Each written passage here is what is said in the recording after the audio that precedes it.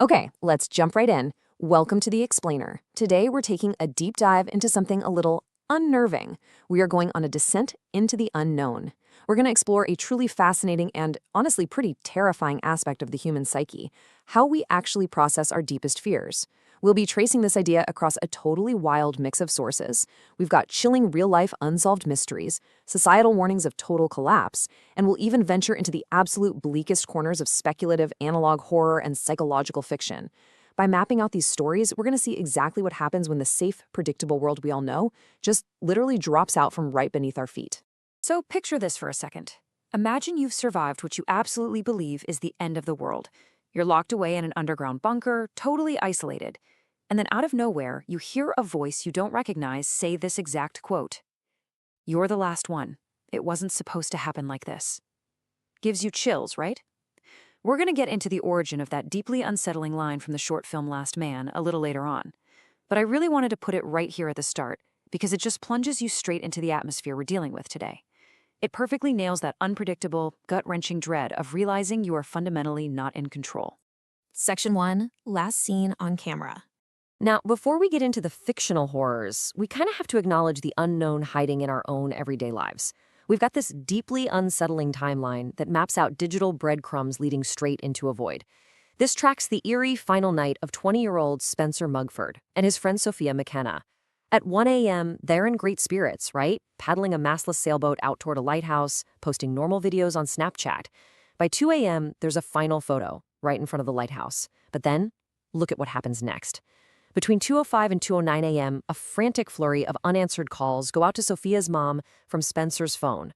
The next day, that exact boat is found completely upside down 13 miles away.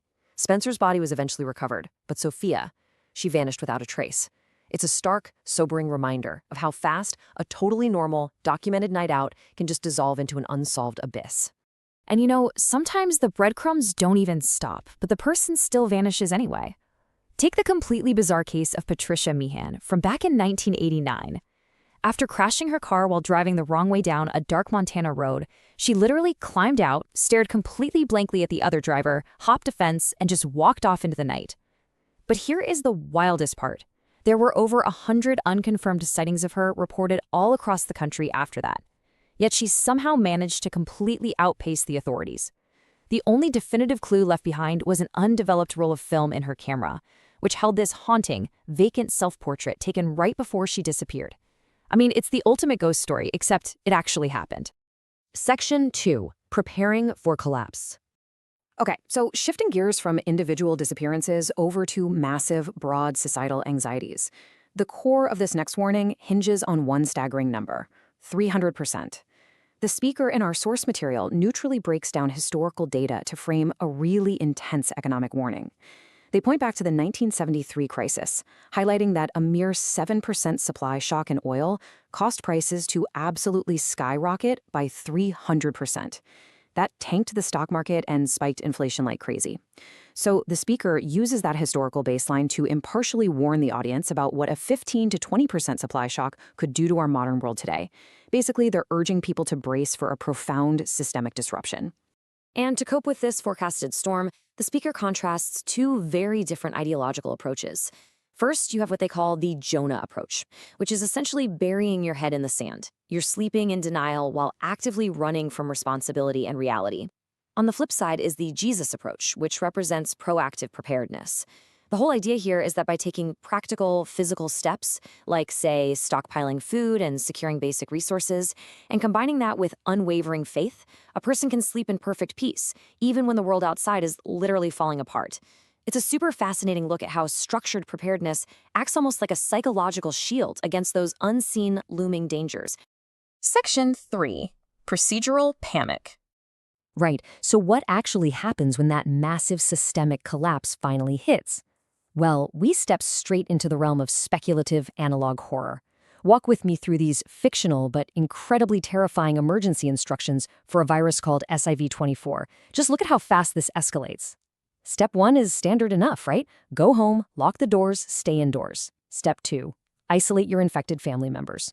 Okay, pretty grim, but by step 3, civil protection has completely devolved into draconian survival rules. They are literally authorizing citizens to use lethal force against anyone even suspected of being infected. It perfectly captures that specific horror of authority figures just abandoning all morality for pure desperate containment. And this progression timeline brutally explains exactly why those directives are so severe. It starts out almost like a really bad flu. High fevers exceeding 104 degrees, chills, profuse sweating, bloody coughing, but it rapidly accelerates. We're talking acute strokes and severe internal bleeding, leading ultimately to death. And then, well, look at that final horrific twist at the bottom right. Aggressive reanimation. Presenting something this visceral and terrifying in such a dry, clinical, documentary-like format, it mimics a real medical broadcast so well that it actively tricks our brains into feeling a very real sense of procedural panic. Which leads us directly to the absolute terror of this whole scenario. Eventually, the emergency broadcast system outputs this chilling message. The federal government is no longer operational. There is no further help coming. Honestly, this is the core fear of the collapse narrative. It's that gut-dropping realization that every single safety net is gone, the rules are totally erased, and you are entirely, hopelessly on your own. Section 4. Hunted by the unseen. But here's the thing. Being alone doesn't necessarily mean you're safe. Let's transition over into psychological horror with a look at the short film Follow. The entire concept centers around this one highly relatable sentence. I feel like someone is following me. It captures that primal, deeply ingrained fear of being stalked in an empty space. You know the exact feeling, your footsteps that definitely aren't yours, you literally feel eyes burning into the back of your neck. But your friend is totally oblivious and just dismisses your paranoia completely. It weaponizes our innate biological mourning systems and makes you question literally every shadow. Okay, now let's pivot rapidly back to that short film Last Man we hinted out in the intro.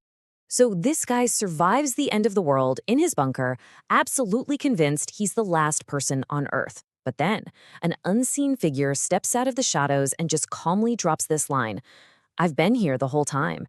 In a split second, the perceived safety of total isolation is violently flipped into sheer claustrophobic dread. So the survivor starts frantically trying to reason with this stranger, right?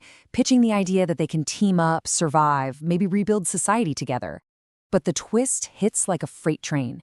The stranger just calmly replies, "My entire existence, I've done one job." Boom. This isn't just some fellow survivor looking for a buddy. This is an entity, maybe even death itself, operating with a singular, absolutely unyielding purpose. And the sequence abruptly ends with this completely inescapable declaration. Now it's all going to be over.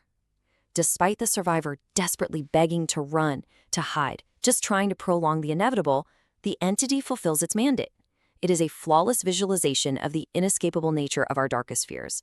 Because at the end of the day, no bunker, no extreme preparedness plan, no amount of running is going to stop the unknown when it finally catches up to you. Section 5. Falling out of reality. And this brings our explainer to its absolute, harrowing rock bottom. Let's look at a found footage scenario that literally strips away the laws of physics. It starts off so innocently. Someone decides to just take a quick shortcut through the woods to beat an incoming storm. But suddenly, out of nowhere, there's this impossible transition. They aren't in the woods anymore. They are suddenly trapped in an endless, nonsensical maze of yellow office rooms. They're wandering around, discovering countless empty chairs and a completely dead, non-functioning rotary phone. And as they start desperately calling out for their mom, a silent, unseen entity begins rapidly approaching. It is a pure, unadulterated nightmare of spatial disorientation. Now this brings us to a phenomenon on the internet known as the backrooms. Essentially, it's the conceptual terror of no clipping, like glitching through a wall in a video game, but doing it out of physical reality itself. And this brilliantly connects back to absolutely every single concept we've explored today. Think about it. It is the ultimate culmination of our fears. It combines the inexplicable disappearance from our true crime cases, the sterile, unending dread of that analog horror broadcast, the suffocating isolation of the apocalypse bunker, and the sheer terror of being hunted by the unseen. It's the unknown, but manifested as a physical, inescapable place. So I want to leave you with this final, provocative thought. We spend our entire lives building these massive structures, our society, our daily routines, doomsday bunkers, our rules, all just to keep the unknown at bay. But what would you do if you took a single wrong step and the entire world simply vanished? Thank you so much for exploring the unknown with me today on The Explainer. Keep your eyes open out there, and I will see you in the next one.